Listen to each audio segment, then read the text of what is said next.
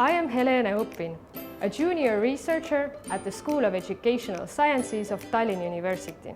I am also the curator of education in the Estonian Maritime Museum.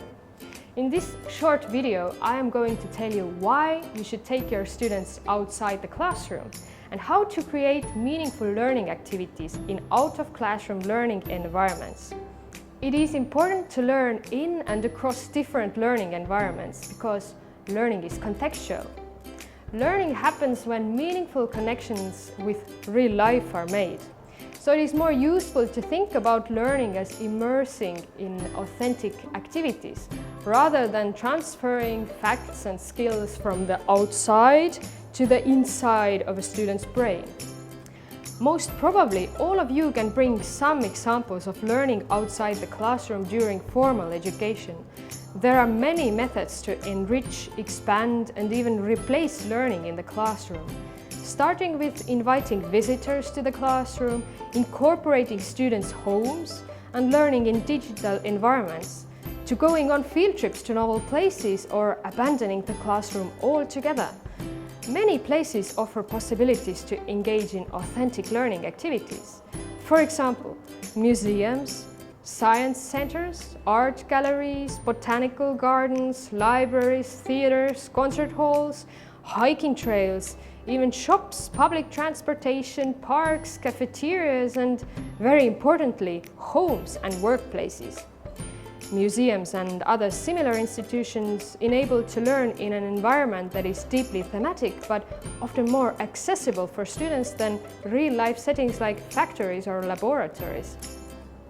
It is good to know that learning outside the classroom during a meaningful field trip supports the development of scientific concepts and helps to integrate different subjects, increases learning motivation, inspires students' future career choices, supports the development of learning skills such as literacy, numeracy, and inquiry skills, supports social skills, enhances teacher-student and peer relationships, expands students' awareness of their community's learning resources, and thus supports lifelong learning. Remember that even a single visit to a museum can change the life of a student by opening up new horizons.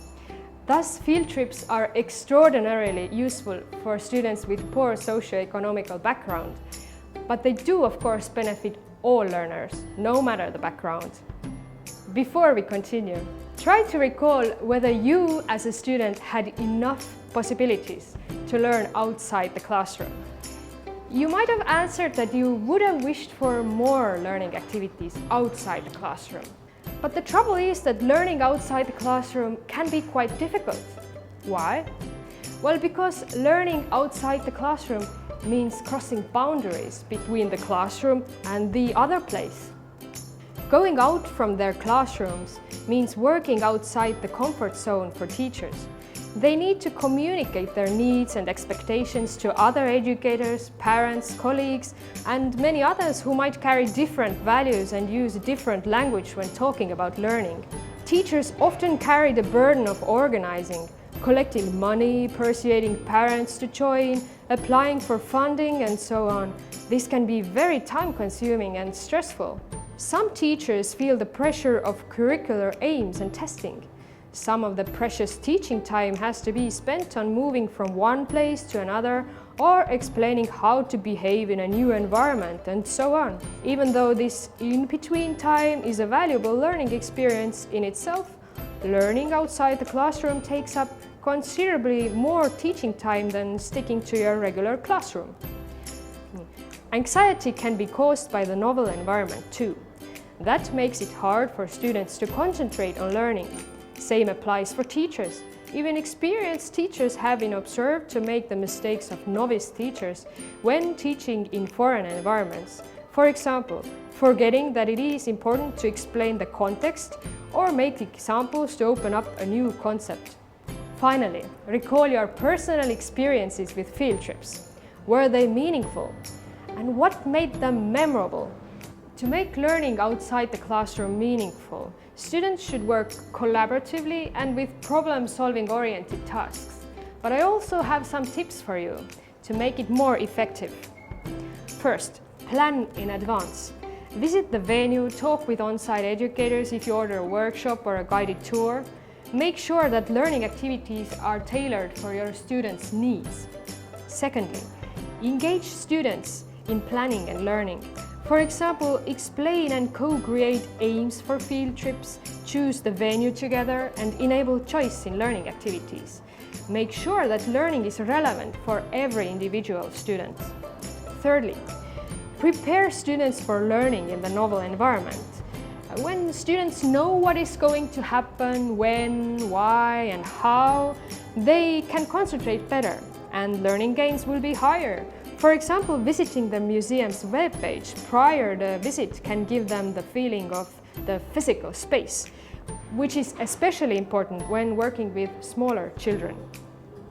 Consider whether your students have the knowledge and skill to learn in a novel environment, the chosen topic in a chosen way. Evoking previous knowledge is crucial in making learning in a novel environment effective. For example, if you plan to do group work in a park, practice group work inside the classroom before you go to a park. Or if you plan to visit a concert with your students, discuss with them what are their previous experiences with music. Make choices. Connect learning with specific classroom curriculum and do not try to see everything in one go. Thematically coherent field trips support learning. So does making sure that the field trip is connected to the topics currently studied in school.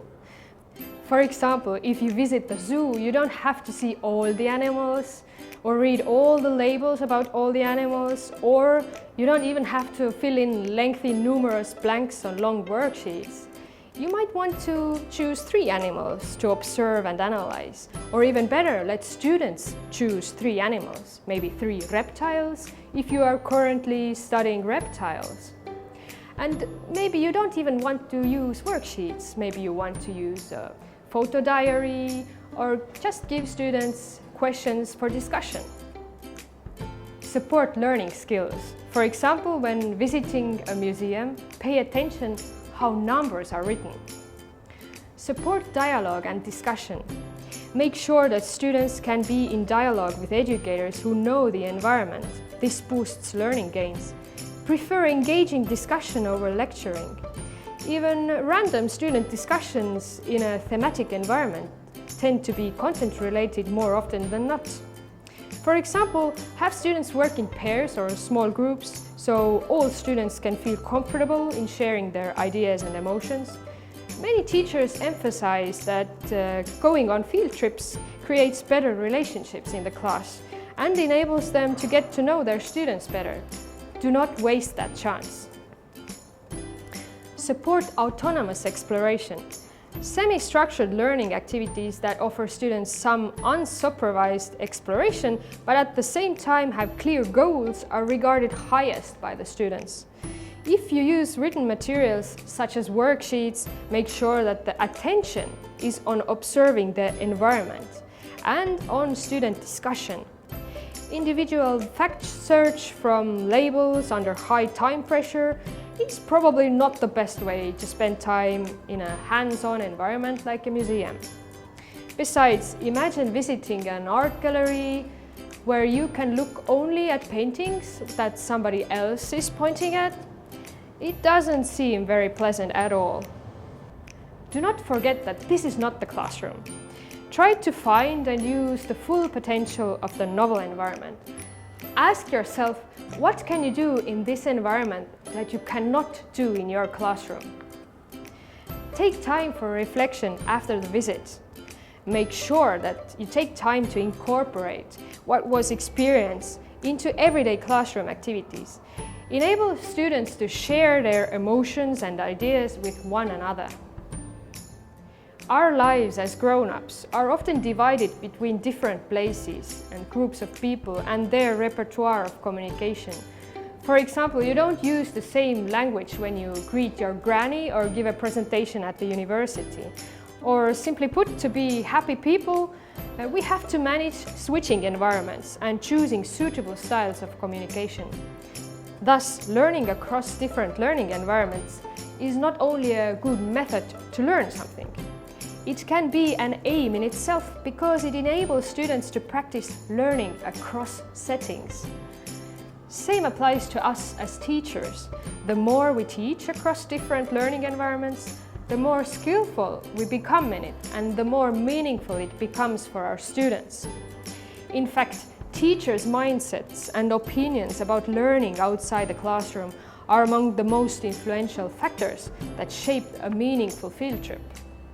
If we intend our students to become lifelong learners and capable participants in our society, education should give them something meaningful to do. The often problematic divide between theoretical and practical can be best overcome in immersing in authentic activities.